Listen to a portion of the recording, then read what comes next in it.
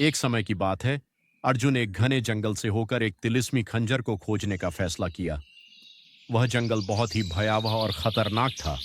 जो भी उस जंगल में एक बार जाता वह दोबारा वापस लौटकर कभी नहीं आया। वह आगे बढ़ता गया और जंगल की गहराइयों में पहुंच गया।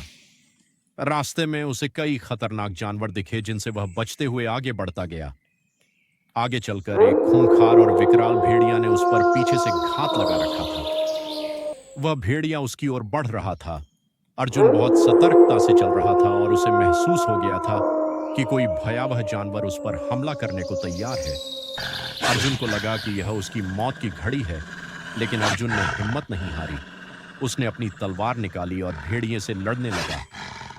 लड़ाई बहुत भयंकर थी और दोनों एक दूसरे पर हमला कर रहे थे, लेकिन अर्जुन की तलवार, कौशल और साहस ने उसे भेड़िए पर विजय दिलाई। भेड़िया जमीन पर गिर गया और अर्जुन ने सोचा कि वह मर गया है। तभी एक लड़की की कराहने की आवाज अर्जुन को सुनाई दी। वो आवाज किसी और की नहीं बल्कि उस भेड़िए की थी।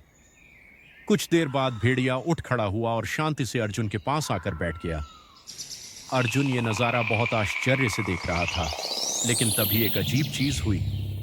भेड़िया का शरीर एक लड़की के रूप में बदलने लगा। कुछ पलों में ही वो भेड़िया एक सुंदर लड़की के रूप में बदल गई।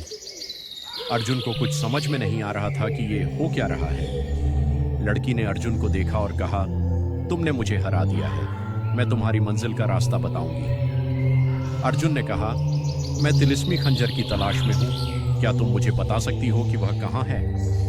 लड़की ने कहा, खंजर एक गुफा में है जो जंगल के सबसे गहरे हिस्से में है।